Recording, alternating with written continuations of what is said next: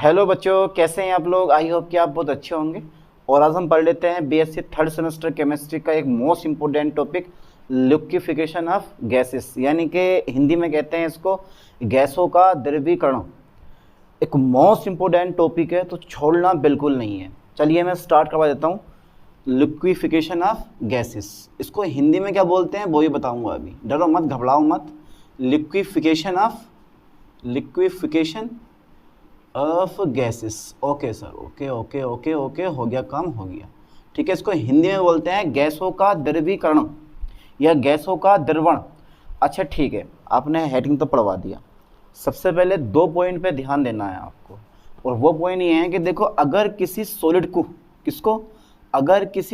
को लिक्विड में चेंज करना है तो क्या करना पड़ेगा, ये सबको पता होना चाहिए। जब तक ये चीज़ें पता नहीं होंगी तब तक आप इस चीज़ को नहीं समझ पाओगे। अगर सॉलिड आपको दे रखा है और सॉलिड को लिक्विड में चेंज करना है तो आपको हीट देनी पड़ेगी। आपको क्या करना पड़ेगा, हीट देनी पड़ेगी, गर्म करना पड़ेगा। ठीक है, अगर लिक्विड को गैस में चेंज करना है तो फिर से आपको थोड़ी सी और हीट देनी पड़ेगी। फॉर एग्जाम्पल, अगर आप वाटर को गर्म करते हो तो वो वेपर में चेंज होने लगता है, ये सब पता है आप लोगों को। चलिए, अगर मुझे गैस को लिक्विड में चेंज करना है, अब जो कि हमारा मेन टॉपिक है कि गैस को लिक्विड में कैसे चेंज करें, यही तो टॉपिक है कि गैस को लिक्विड में कैसे चेंज करें, एक इम्पोर्टेंट टॉपिक है। तो गैस को अगर लिक्विड में चेंज करना है तो आपको कूल करना पड़ेगा, यानी कि ठंडा करना पड़ेगा, ठंडा। और अगर लिक्विड को सॉलिड में चेंज करना है तो भी आपको क्या करना पड़ेगा, ठंडा करना पड़ेगा। ये कहीं साइड में लिख लेना, बहुत काम की चीज़ है। सॉलिड को लिक्विड में चेंज करने के लिए हीट करना पड़ेगा, लिक्विड को गैस में चेंज करने के लिए हीट करना पड़ेगा। लेकिन अगर आप गैस को लिक्विड में चेंज करना चाहते हो, ठंडा करना पड़ेगा, और लिक्विड को सॉलिड में चेंज करने के लिए भी आपको ठंडा करना पड़ेगा। मतलब यहाँ पर एक ऐसा पॉइंट आ जाता है जिसके बारे में आप सोच भी नहीं सकते। फॉर एग्जाम्पल देखो, सॉलिड जो होता है, इस सॉलिड में कणों के बीच की दूरी बहुत पास होती है, इतनी पास होती है। और लिक्विड में जो कणों के बीच की दूरी होती है वो थोड़ी दूर होती है। ठीक है, और गैसों में जो कणों के बीच की दूरी होती है वो बहुत दूर होती है। अगर किसी मेथड द्वारा गैस के अणुओं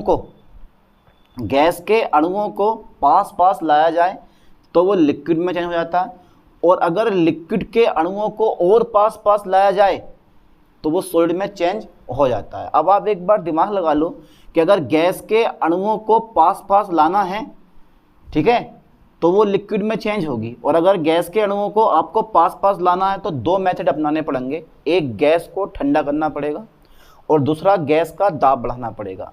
प्रेशर बढ़ाओ या गैस को ठंडा करो। फॉर एग्जाम्पल, ज़रा लाइन पे ध्यान देना। गैस को अगर लिक्विड में चेंज करना है मेरे दोस्तों, गैस को अगर लिक्विड में चेंज करना है, ठीक है, तो ताप को कम करना पड़ेगा, ताप को कम करके। और दूसरा पॉइंट जो है वह है बेटे दाब को बढ़ाकर। ठीक है, ये लाइन पे फोकस करना ठीक से। ये पहला पॉइंट है, यानी का पहला मेथड है, और ये दूसरा मेथड है। ठीक है, इसके अलावा तीसरा मेथड भी होते हैं, लेकिन अपनी जो बुक है उसमें बस 2 ही मेथड दे रखे हैं। एक तो ताप को कम करना है और दूसरा आपको दाब को बढ़ाना है। ठीक है, चलिए, यानी कि गैस का लिक्विफिकेशन, गैस का द्रवीकरण 2 प्रकार से किया जा सकता है। पहला नंबर ताप को कम करके, दूसरा नंबर दाब को बढ़ाकर। ताप को कम करने का मतलब होता है कि अगर आप गैस को क्रांतिक ताप, यानी कि गैस को क्रांतिक ताप के नीचे क्या कर दोगे, आप ठंडा कर दोगे, तो गैस लिक्विड में चेंज हो जाती है। इस लाइन पे भी ध्यान देना। पहले जरा मैं एक लाइन लिख दूं कि गैस का लिक्विफिकेशन, यानी कि गैस का लिक्विफिकेशन, ओके सर, गैस का लिक्विफिकेशन, ठीक है, 2 प्रकार से होता है, ओके, 2 प्रकार से होता है। चलिए पहला प्रकार देख लेते हैं।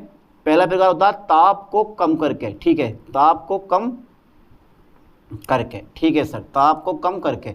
और दूसरा प्रकार होता है दाब को बढ़ाकर। ठीक है, दाब को बढ़ाकर। अब एक वर्ड आएगा, थोड़ा फोकस करना, TC, T for temperature, C for critical temperature. क्रांतिक ताप के नीचे गैस लिक्विड होती है, और क्रांतिक ताप के ऊपर जो गैस होती है वो वेपराइजेशन मतलब वेपर होती है, बाष्प होती है या गैस होती है। ठीक है, तो कुल मिला के अगर आपको ऐसा काम करना है तो किसी भी गैस को, ठीक है, क्रांतिक ताप के नीचे ठंडा कर दो तो वो लिक्विड में चेंज हो जाती है। ये इसका रूल होता है। ठीक है, यानी कि किसी गैस को, लाइन पे फोकस करना, किसी गैस को, ओके सर, किसी गैस को क्रांतिक ताप के नीचे, और हर एक गैस का क्रांतिक ताप अलग अलग होता है। अब ये मत सोचना कि भाई यार कार्बन डाइऑक्साइड गैस है तो उसका क्रांतिक ताप इतना इतना होता है, और अगर आपने N2 ले लिया तो उसका इतना होता है, O2 ले लिया तो सबका सेम होता है। सबके क्रांतिक ताप अलग अलग होते हैं। ठीक है, यानी कि इसके ऊपर क्रांतिक ताप के ऊपर गैस होगी और क्रांतिक ताप के नीचे जो होगी वो लिक्विड होगा। फोकस करें लाइन पे ठीक से, तो वो होता है हमारा क्रांतिक ताप। ठीक है, तो किसी गैस को उसके क्रांतिक ताप के नीचे, उसके क्रांतिक ताप मतलब क्रिटिकल टेम्परेचर, क्रांतिक ताप उसको कहते हैं शॉर्ट में TC के नीचे, ठीक है, के नीचे क्या करने पर, ठंडा करने पर, ठंडा किया जाता है, किया जाता है, तो वह क्या जाता है बेटा, तो वह लिक्विफाइड हो जाती है, लिक्विफाइड हो जाती है। ठीक है, लिक्विफाइड हो जाती है मतलब द्रवित हो जाती है। ओके ओके सर, आया पॉइंट समझ में। ठीक है, किसी गैस को उसके क्रांतिक टेम्परेचर के नीचे ठंडा किया जाता है तो वह लिक्विफाइड हो जाती है, द्रवित हो जाती है, यानी कि लिक्विड में चेंज हो जाती है। ज़्यादा लंबा पॉइंट तो नहीं है, देखो लेक्चर बड़ा होने वाला, लेकिन हर एक टॉपिक हम क्लियर करते हुए चलेंगे। अब बात यही आती है, सन 1869 की बात है, जब एंड्रूज ने कार्बन डाइऑक्साइड पर बहुत सारे यानी कि क्रांतिक घटना की खोज, एंड्रूज ने कार्बन डाइऑक्साइड पर बहुत सारे एक्सपेरिमेंट करे और क्रांतिक घटना की खोज करी, और उस दौरान उन्होंने बताया कि गैस को ठंडा करने की जितनी भी विधियाँ होती हैं सब 2 सिद्धांत पर आधारित होती हैं। यानी कि अगर मैं 1869 की बात करूं, 1869 में एंड्रूज ने, तो बेटा पेपर में आपको लिख के आना है चीज़ें, इसलिए मैं थ्योरी लिखवा रहा हूँ, कहीं बाहर से आपको थ्योरी की कोई जरूरत है नहीं। तो सन 1869 में एंड्रूज ने काय पर बेटे, कार्बन डाइऑक्साइड पर किए गए प्रयोगों के आधार पर, किए गए प्रयोगों से, ठीक है, किए गए प्रयोगों से पता लगाया कि गैस को ठंडा करने की विधियां 2 सिद्धांत पर आधारित है। ठीक है, इस पर फोकस करना लाइन पर। चलिए एक लाइन में लिखवा दूं, 1869 में एंड्रूज ने कार्बन डाइऑक्साइड पर किए गए प्रयोगों से, ठीक है, क्रिटिकल या मैं दे रहा हूं क्रांतिक घटना का पता लगाया, क्रांतिक, ठीक है, घटना का पता लगाया। ओके सर, पता लगाया, और बताया कि गैस को ठंडा करने की विधियां, गैस को ठंडा करने की, ठीक है, गैस को ठंडा करने की जो जितनी भी विधियां आती हैं, मैं 3 करवाऊंगा तुम्हें। गैस को ठंडा करने की विधियां काय पर आधारित हैं, गैस को ठंडा करने की विधियां 2 सिद्धांत पर आधारित हैं। ठीक है, दो सिद्धांत पर कैसी हैं बेटे, ये आधारित है। ओके ओके, आप देखते हैं वो 2 सिद्धांत कौन कौन से हैं, आधारित हैं। तो पहला जो पढ़ा है आपने वो पढ़ा है जूल थॉमसन, ठीक है, इफेक्ट। अच्छा ये बताओ बेटा, ये पढ़ा नहीं पढ़ा कभी, जूल थॉमसन इफेक्ट? कुछ नहीं है, ये कई बार आपने पढ़ा होगा, फर्स्ट सेमेस्टर में, खैर नहीं है, सेकंड सेमेस्टर, इसको याद करते हैं, स्क्रीनशॉट लेना इसका।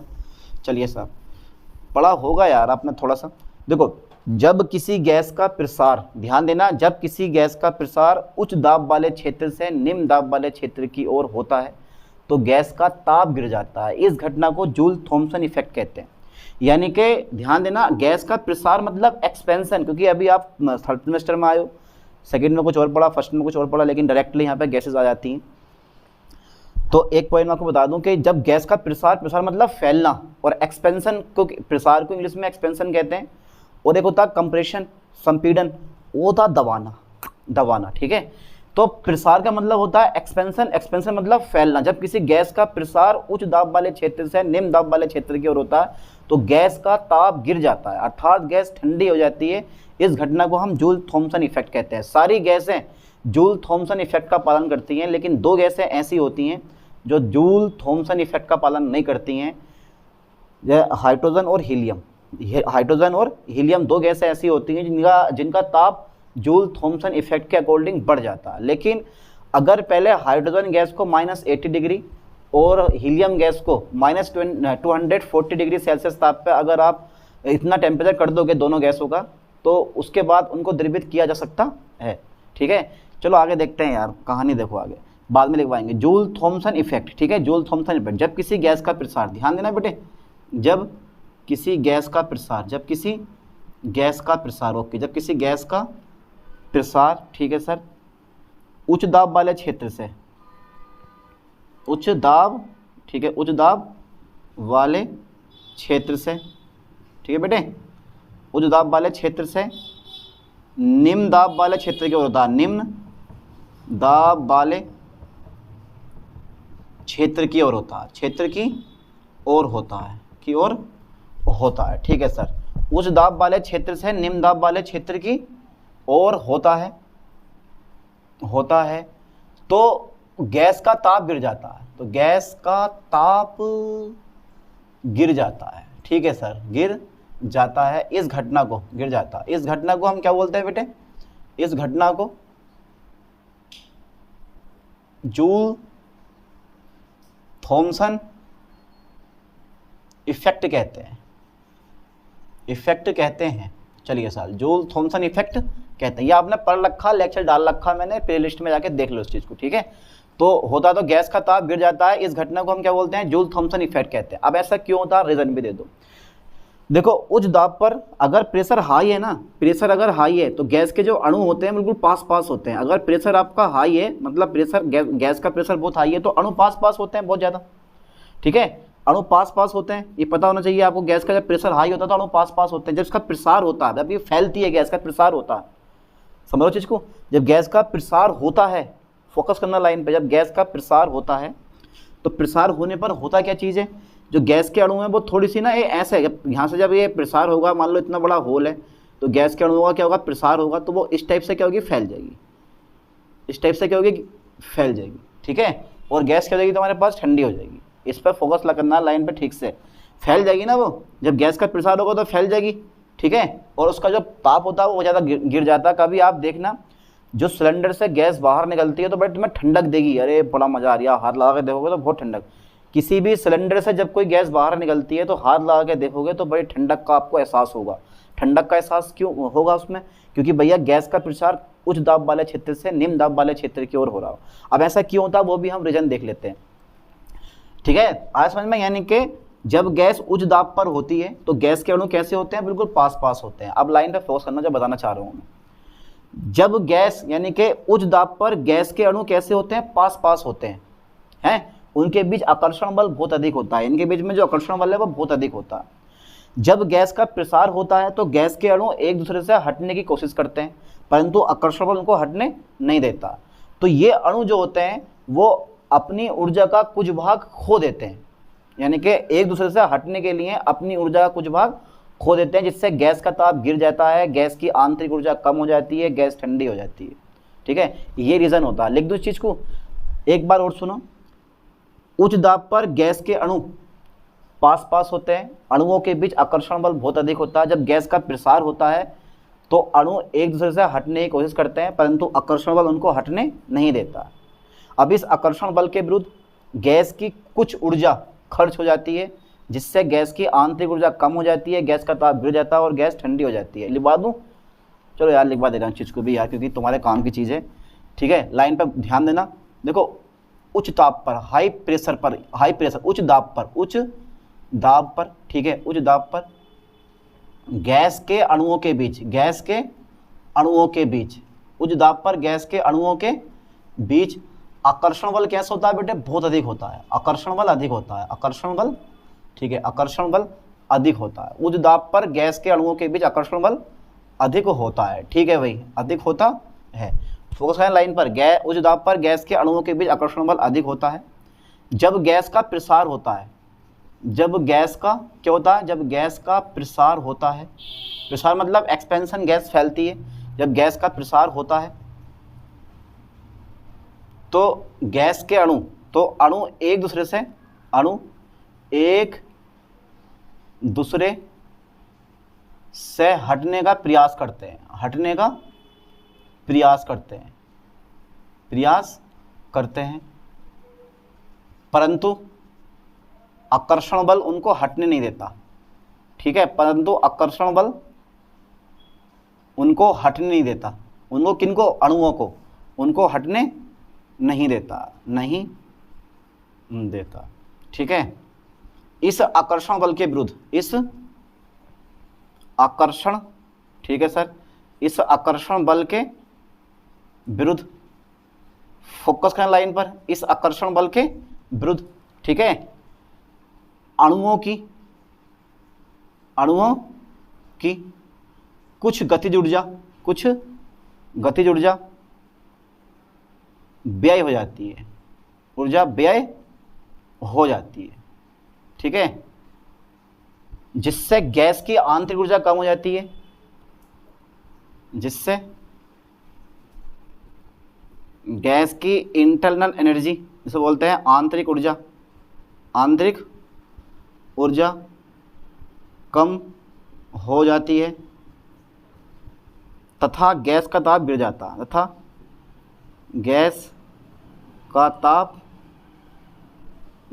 है, और गैस ठंडी हो जाती है, और गैस जो है भैया वो ठंडी हो जाती है,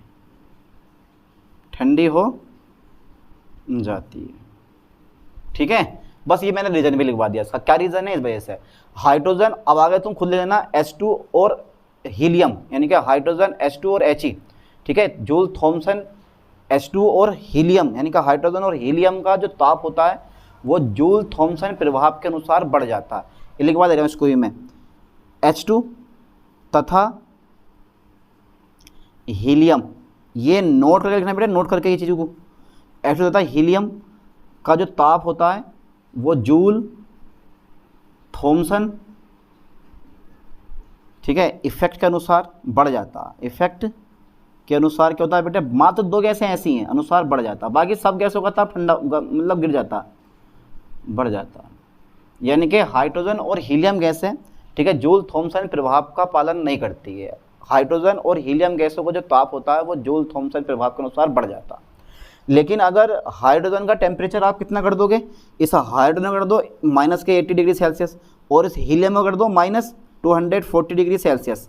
अब अगर ठंडा करोगे, इतना टेम्परेचर करने के बाद ठंडा करोगे इनको, तो ये इनका भी लिक्विफिकेशन संभव है। लेकिन इतनी झंझट कौन पाले, जब इतनी सारी गैसें अवेलेबल हैं तो इनको क्यों करेंगे? बाद में देखेंगे, इनको करेंगे, बाद में करेंगे। ठीक है, हो गया इतना कंप्लीट। अब इसके बाद में एक सेकंड रूल आता है, पहले जरा यहाँ तक का स्क्रीनशॉट ले लो, उसके बाद देखते हैं। ले लो स्क्रीनशॉट, ले लिया स्क्रीनशॉट, चलो आगे बढ़ाते हैं चीज़ को। ओके सर, ओके भैया, ओके। चलो नेक्स्ट पॉइंट पे थोड़ा विचार करना है बेटे, काफ़ी लंबा लेक्चर है, पूरा करवा दूंगा आज, टॉपिक निपटा दूंगा एक बार में। चलिए दूसरा नंबर मेरे पास आता है, इसका दूसरा मेथड आता है। देखो पहला मेथड तो हमारा हो गया जूल थॉमसन इफेक्ट। अब इसका सेकंड नंबर आता है एडियाबैटिक एक्सपेंशन, एडियाबैटिक एक्सपेंशन, ठीक है। एडियाबैटिक एक्सपेंशन का मतलब होता है, एडियाबैटिक एक्सपेंशन का मतलब होता है बेटे एक्सपेंशन, ठीक है, ऐसा करके लिखो, एक्सपेंशन, ओके।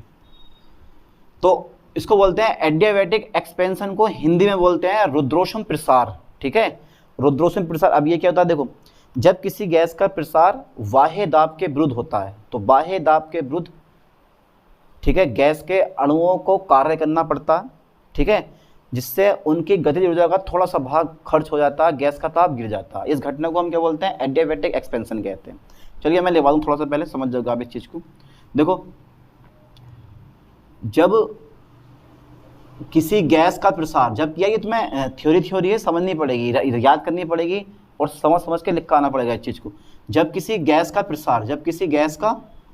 प्रसार, ठीक है, बाह्य दाब के विरुद्ध होता है, बाह्य दाब के कैसे होता है बेटे? बाह्य दाब के विरुद्ध होता है, बाह्य दाब के विरुद्ध होता है, ठीक है सर।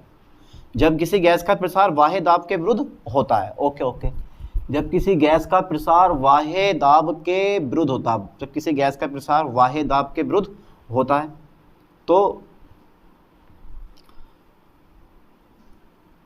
बाह्य दाब के विरुद्ध, जब किसी गैस का प्रसार बाह्य दाब के विरुद्ध होता है तो गैस के अणुओं की, चलो मैंने शॉर्ट कर दिया, गैस के अणुओं की गतिज ऊर्जा का, गतिज ऊर्जा का, ठीक है, गतिज ऊर्जा का कुछ भाग व्यय हो जाता है।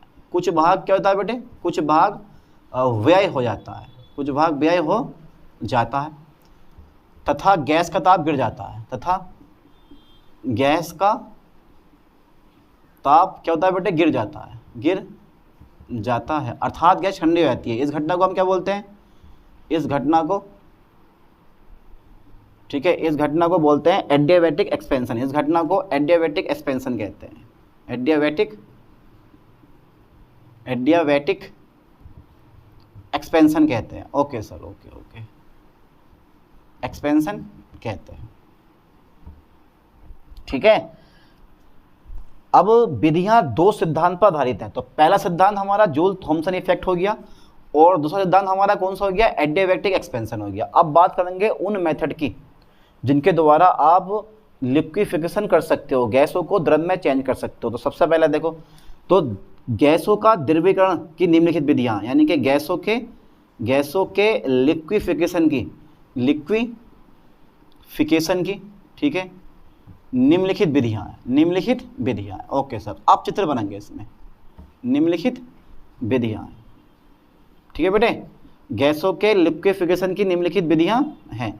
तो पहला जो विधि होती है, इस पहली विधि पे हमें फोकस कर लेना है, फेराडे मेथड, फेराडे, ठीक है, मेथड। ओके भैया, बहुत काम का मेथड है ये, बहुत काम का मेथड है फेराडे मेथड। चलिए मैं यहाँ तक का पहला आप स्क्रीनशॉट ले लो, ले लिया होगा, ठीक है, कर दे इसको इरेज। चलो साहब, इसको इरेज कर दे दिया हूँ मैं। Okay sir, okay okay. अरे बड़ा इजी होता है टॉपिक, या तो हार्ड नहीं होते। देखो थ्योरी मैं कम लिखवा दूंगा इसमें, तुम खुद लिख लोगे थ्योरी, नहीं है पहले ये बताओ, है नहीं लिखोगे? चलिए मैं लिखवाता हूँ, मैं लिखवाता हूँ, ज़रा ध्यान देना बेटे ठहर के। Okay sir, okay okay okay okay, Faraday method, ठीक है। देखो क्या है कि लाइन पे फोकस करना, तो मैं पहले चित्र बना दूँ, उसके बाद लिखेंगे थ्योरी। तो फेराडे ने इस मेथड का जो यूज़ था वो carbon dioxide, chlorine gas, nitrous oxide, ठीक है, और सल्फर डाइऑक्साइड आदि गैसों को लिक्विड किया। यानी कि इस मेथड द्वारा फेराडे ने, किसने बेटे, फेराडे ने, ठीक है, फेराडे ने CO2, सल्फर डाइऑक्साइड, N2O तथा क्लोरीन गैसों को क्या करा, लिक्विड में बदला, गैसों को लिक्विफाइड किया, लिक्विफाइड किया। ओके सर, लिक्विफाइड यानी कि द्रवित किया। चलिए देखते हैं, सबसे पहला छोटा सा चित्र देख लेते हैं एक बार। इसमें क्या होती है, एक वी आकार की ट्यूब होती है, लाइन पे फोकस करना है, इसमें एक वी आकार की ट्यूब होती है, ये वाली इस टाइप की होती है वी आकार की ट्यूब, ठीक है, ये वाली। इसमें एक वी आकार की क्या होती है बेटे, ट्यूब होती है, फोकस करना है ठीक से। इसमें एक वी आकार की ट्यूब होती है, ये वाली, ठीक है। इसके इस सिरे पर जो ये सिरा है इसका, ये वाला सिरा, ठीक है, इस सिरे को देख लो ज़रा एक बार, इसके इस सिरे पर, okay sir, okay okay okay okay okay, जो ये वाला सिरा एक्सटर्नल कूलिंग होती है, कूलिंग मतलब ठंडक, ये बर्फ़ के टुकड़ों से भर देते हैं, ये ऐसा करके ये भर दिया हमने। चलिए सर, इतना बड़ा मेथड नहीं था, आगे जो मेथड आएंगे बहुत काम के मेथड हैं। ये बर्फ़ है, यानी कि इसको बोलते हैं एक्सटर्नल कूलिंग, एक्सटर्नल कूलिंग बोलते हैं इसको। चलिए ये एक्सटर्नल कूलिंग दे रहे हैं बाहर से हम। ओके ओके, इधर हमारा पदार्थ भरा जाएगा रिएक्टेंट, जिसको आपको गैस में, जिसको आपको लिक्विड में चेंज करना है, और यहाँ से करेंगे इसको हम हीट। क्या करते हैं बेटे, ये बर्नर है हमारा, इसको करा जाता है यहाँ से हीट, ठीक है, ये ठीक है, कर दिया। इसको बोलते हैं रिएक्टेंट, क्या बोलते हैं इसको हम, रिएक्टेंट। ज़्यादा बड़ा ना, छोटा सा है, इसको बोलते हैं रिएक्टेंट, ठीक है। चलिए साहब, इसको यहाँ से कर देंगे हम heat. Okay okay okay okay, बस बन गए जितने। ये भी देखो, इसमें कांच की एक वी शेप की ट्यूब होती है, यानी कि वी आकार की ट्यूब होती है, जिसके एक सिरे पर रिएक्टेंट होता है और दूसरे सिरे को एक्सटर्नल कूलिंग में रखा जाता है। रख दिया हमने, ठीक है। जब रिएक्टेंट को गर्म किया जाता है तो गैस बनती है, ठीक है, क्या बनती है बेटे, गैस बनती है, और जो एक्सटर्नल कूलिंग द्वारा लिक्विड में चेंज हो जाती है। इतना लिखना, लिख दोगे अपना आप, क्या मैं लिख पाऊँ? चित्र देख के लिखने की कोशिश किया करो, क्योंकि मैंने चित्र बना दिया पूरा बोर्ड पे और आराम से आप लिख भी सकते हो, ठीक है। तो लिख देना यहाँ पे फैराडे मेथड। ये कौन सा मेथड है बेटे? Faraday method, Faraday method. अब एक चीज़ और बता दूँ तुम्हें मैं, अब जो यहाँ पर मेरे पास ये जो गैस आ गई वो कौन सी फॉर्म में आ गई? यहाँ पे लिक्विड फॉर्म में। इसको बोलते हैं liquefied gas, liquefied gas, liquefied gas. तो अब आप लिख दो यहाँ पे कि इसमें क्या होती है, ज़्यादा लंबी नहीं, थोड़ी लिखवाऊंगा, ज़्यादा लंबी नहीं, मैं थोड़ा लिखवाऊंगा कि इसमें क्या होता है भैया। इसमें एक वी आकार की, वी आकार की ग्लास ट्यूब होती है, ग्लास ट्यूब होती है, ट्यूब होती है, जिसके एक सिरा, जिसका एक सिरे पर रिएक्टेंट तथा यानी कि अभिकारक तथा दूसरे सिरे पर, दूसरा सिरा जो होता है, दूसरा सिरा एक्सटर्नल, दूसरे सिरे को, दूसरे सिरे को एक्सटर्नल कूलिंग दी जाती है, दी जाती है। ठीक है भाई। जब क्या करते हो आप? जब गर्म करते हो, जब रिएक्टेंट को गर्म किया जाता है, जब रिएक्टेंट को हीट करते हैं, जब रिएक्टेंट को हीट करते हैं तो गैस फॉर्म होती है, गैस बनती है, गैस बनती है जो दूसरे सिरे पर जाकर, जो दूसरे सिरे पर जाकर लिक्विड में चेंज हो जाती है, यानी कि लिक्विफाइड हो जाती है, लिक्विफाइड हो जाती है। ठीक है, लिक्विफाइड हो जाती है। ठीक है भाई। तो ये हो गया फैराडे मेथड। ज़्यादा बड़ा मेथड तो नहीं है भैया।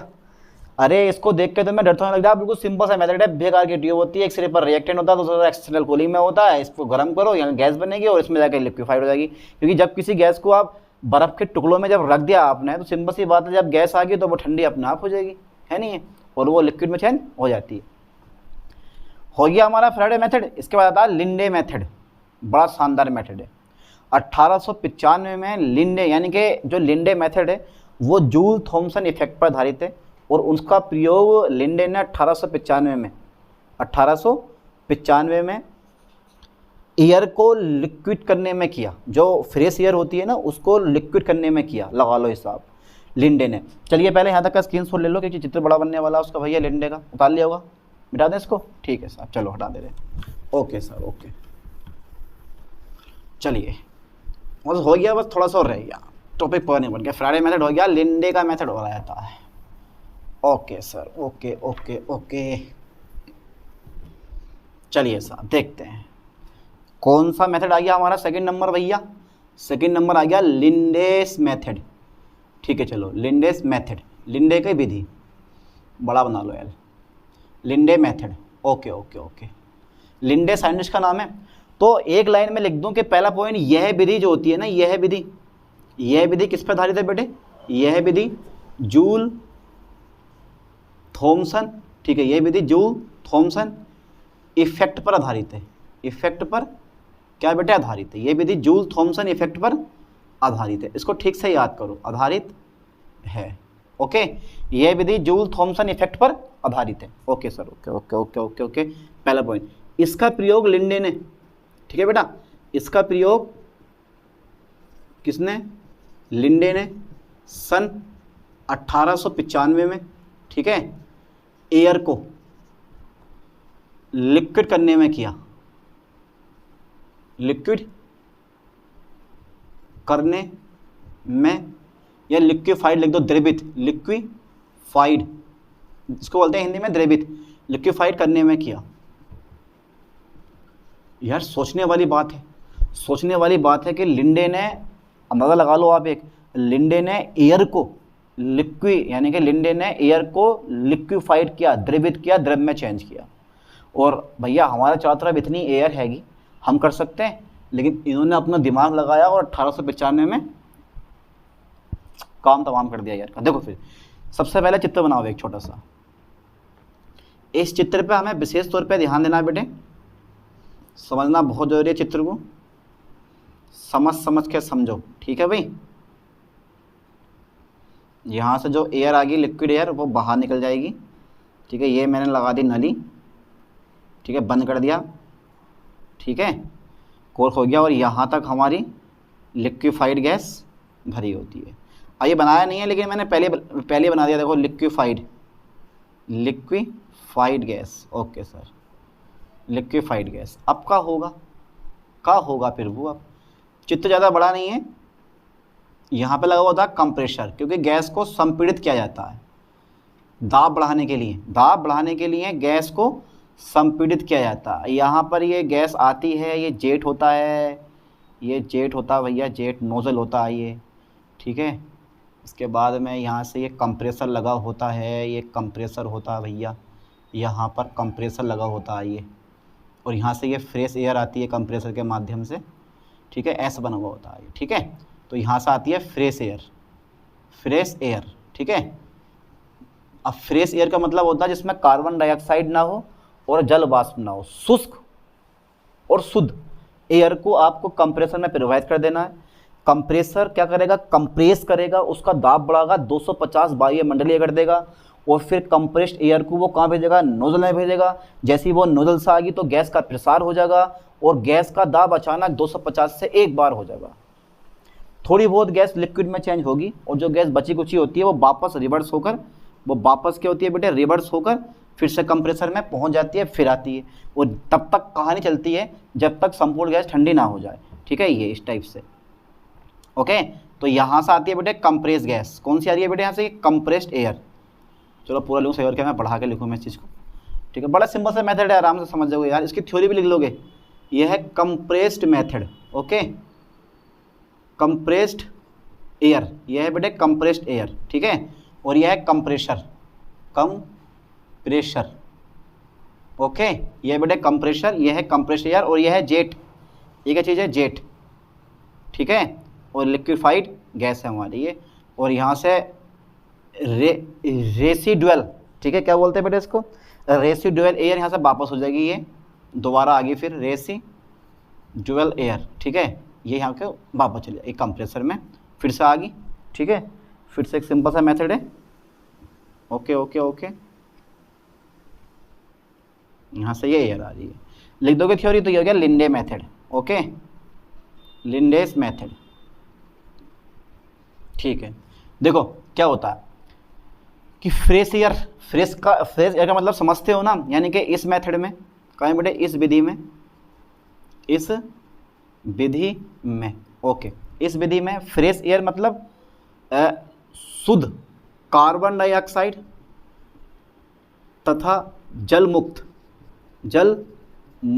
एयर को, ठीक है, जिसको आप शुष्क बोलते हो, शुष्क भी बोल सकते हो, कार्बन डाइऑक्साइड मुक्त तथा शुष्क एयर को ऐसे बोल सकते हो। इस विधि में कार्बन डाइऑक्साइड तथा जल मुक्त एयर को, मुक्त मतलब ना तो उसमें कार्बन डाइऑक्साइड हो ना जल की थोड़ी बहुत मात्रा हो, तो इस विधि में कार्बन डाइऑक्साइड तथा जल मुक्त एयर को, ठीक है, कंप्रेसर में प्रोवाइड करते हैं।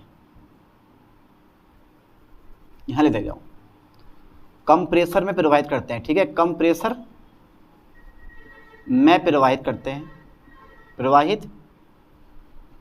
हैं, ठीक है, यह है कंप्रेसर, यानी कि यह है कंप्रेशर, ठीक है, यह है कंप्रेशर, ठीक है, यह है कंप्रेशर, ठीक है, SUR, यह है कंप्रेशर, ठीक है। कंप्रेस्ड एयर को, किसको बेटे, कंप्रेस्ड एयर को, ठीक है, कंप्रेस्ड एयर को 250 बार दाब, यानी कि वायुमंडलीय दाब, चलो मैं हिंदी में ले रहा हूँ, 250 वायुमंडलीय दाब, 250 वायुमंडलीय दाब पर, 250 वायुमंडलीय दाब पर कहाँ भेजता है, ट्यूब में भेजता है, या मैं ले दे रहा हूँ जेट में भेजता है, जेट पर भेजता है, जेट पर गैस का प्रसार होता है, जेट पर गैस का क्या होता है बेटे, एक्सपेंशन होता है, गैस का प्रसार होता है तथा गैस का दाब अचानक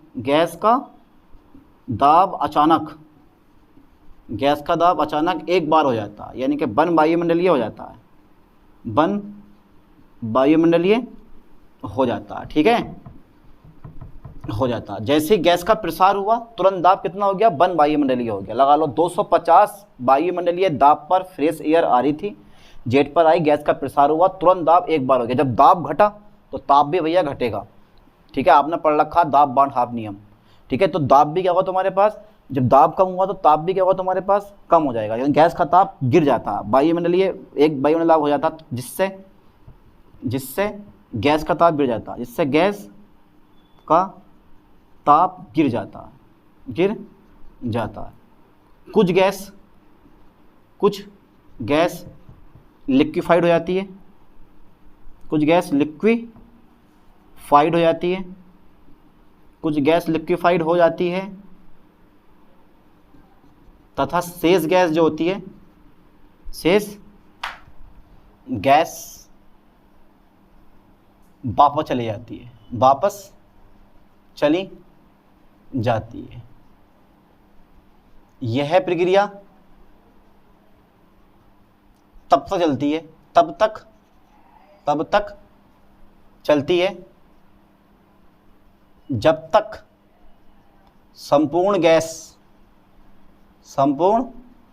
गैस लिक्विफाइड नहीं हो जाती है,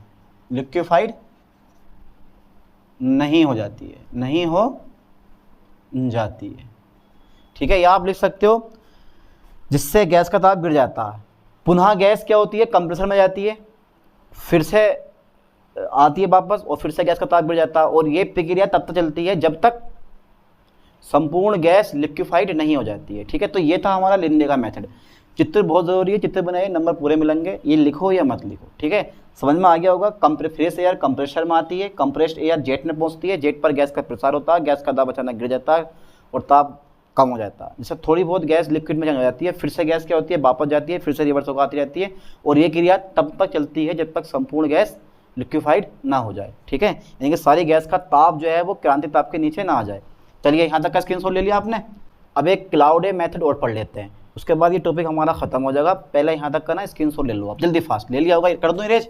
चलिए साहब देखो, चित्र ये सेम रहेगा, चित्र में कोई बदलाव नहीं होगा, चित्र में थोड़ा सा बदलाव होगा, ठीक है। और थोड़ा सा बदलाव होने से सारी कहानी खत्म हो जाएगी, ठीक है। बाकी सब सेम रहेगा, कोई बदलाव नहीं है यार। डाल दो heading Claude method. Third number आ गया मेरे पास, कौन सा मेथड बेटे, क्लाउडे मेथड, ठीक है साहब। चलिए क्लाउडे मेथड, ओके।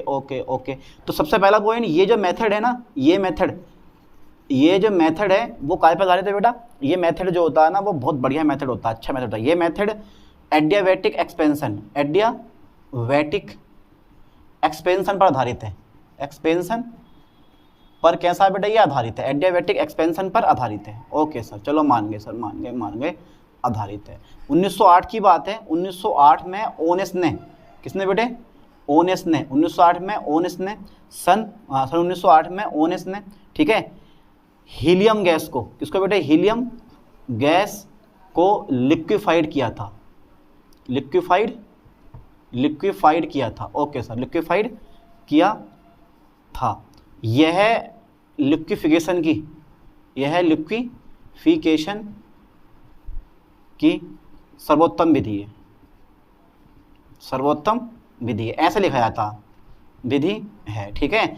तो सेम कहानी, कोई दिक्कत नहीं है। ये कंप्रेस्ड एयर ऐसी रहेगी, ठीक है, कंप्रेस्ड एयर ऐसी रहेगी, कोई बदलाव नहीं होगा। बस इसमें ना थोड़ा सा इसमें मैं इसको जो जेट है ना, इसको थोड़ा सा मैं नीचे कर दे रहा हूँ, जेट का जेटा बना दे रहे हैं हम। ये ज़्यादा बड़ा ना छोटा सा मेथड है, ये इतना कर दे रहा हूँ मैं, ठीक है, ये ऐसा कर दिया मैंने, ठीक है। तो गैस लगातार आ गई और इस पॉइंट पर आके कुछ मुझे यहाँ से जो है ना सिस्टम बाहर निकाल देना है, ये ऐसा करके, ये ठीक है। इसमें बस इतना सिस्टम फालतू हो जाता, बाकी सब सेम होता, कोई बदलाव नहीं होता। चलो मैं थोड़ा सा नीचे करके करूँ इस चीज़ को, और क्योंकि भैया इंजन हमारा छोटा पड़ जाएगा, क्योंकि हमें इंजन बड़ा बनाना है, ये वाला, ठीक है, हमें जो इंजन है बड़ा बनाना है। और इसके बाद जो है इसका कनेक्शन होता है बेटे इस सिलेंडर से, ठीक है, एक सिलेंडर लगा हुआ होता है यहाँ पे, ये वाला, ये सिलेंडर होता है, इस सिलेंडर से इसका कनेक्शन होता है। Okay sir, okay. इसमें जो होता है वो पिस्टन लगातार घूमता रहता है, ठीक है। और यहाँ पे इंजन लगा हुआ होता है एडियाबैटिक, ये इस टाइप से यहाँ पे क्या होता है बेटा, एक इंजन, इसको बोलते हैं एडियाबैटिक इंजन, एडियाबैटिक इंजन, ठीक है। ये एडियाबैटिक इंजन लगा हुआ है, ठीक ठीक है, एडियाबैटिक इंजन लगा हुआ। और अभी तो सिलेंडर बंद कर दो, ये सिलेंडर हो गया हमारा, ठीक है। और ये हमारा पिस्टन हो गया। ये क्या चीज़ है बेटे, ये पिस्टन लगा दिया मैंने, ध्यान देना, ये पिस्टन। बस बाकी सब कुछ सेम है, कोई बदलाव नहीं है, चित्र बिल्कुल सब फ्रेश एयर वगैरह सब सेम है, बस इसमें इतना सा बदलाव होता। तो ये बन गया मेरे पास क्लाउडे मेथड। ये पॉइंट बी मान लेना आप, और इस पॉइंट को आप सी मान, यानी कि भाग को इसको सी मान लेना आप, ठीक है। ये हो गया तुम्हारे पास क्लाउडे मेथड, ठीक है, ठीक है, क्या लिखा मैंने, क्लाउडे मेथड, ओके, क्लाउडेस मेथड। चलो साहब देखो अब क्या है, कुछ नहीं करना, फ्रेश एयर, फ्रेश एयर मतलब शुष्क एयर को, ठीक है, फ्रेश एयर को, ठीक है भाई, फ्रेश एयर को, ठीक है भाई, फ्रेश एयर को 40 वायुमंडलीय दाब पर, 40 वायुमंडलीय दाब पर, ठीक है, ठीक है, ट्यूब में भेजते हैं, ट्यूब में भेजते हैं, भेज दिया हमने, भेजते हैं। अब ये बिंदु बी पर आकर, अब ये बिंदु यानी कि बी पर दो भागों में बढ़ जाती है। बी पर दो, जो गैस एयर आ रही है, कुछ एयर इधर को चली जाती है, कुछ एयर भिजवा जाती है, बी पर दो भागों में बढ़ जाती है, ठीक है, दो भागों में बढ़ जाती है, ठीक है। तो पॉइंट बी पर आई गैस, ऊपर से गैस आ रही है, दो भागों में बढ़ जाएगी, कुछ एयर को और कुछ इधर को, तो दो भागों में बढ़ जाती है, बढ़ जाती है, ठीक है। भाग सी पर, भाग सी पर, ठीक है, भाग सी पर गैस का प्रसार होता है, गैस का प्रसार होता है, गैस का प्रसार होता है। मतलब जैसी गैस इधर को जाती है, ये गैस जब इधर को जाती है तो यहाँ पर अगर गैस का प्रसार होता है, जिससे क्या होगा, जब गैस का प्रसार होगा तो पिस्टन बाहर की ओर जाएगा, पिस्टन क्या होगा, बाहर की ओर जाएगा। कुछ ना कुछ यहाँ पे कार्य होगा गैस के द्वारा, जब कार्य होगा तो उसकी एनर्जी थोड़ी बहुत लॉस हो जाएगी, गैस का ताप गिर जाएगा, समझ लो। यानी कि भाग सी पर गैस का प्रसार होता है तथा पिस्टन जो होता है बाहर की ओर जाता है, तथा पिस्टन बाहर की ओर जाता है, बाहर की ओर जाता है, बाहर की ओर जाता है, ठीक है। तथा पिस्टन क्या होता है बेटे, बाहर की ओर जाता है, ओके डन, पक्का। तो बेटा पिस्टन बाहर की ओर जा रहा, चला गया, पिस्टन बाहर की ओर जाता है,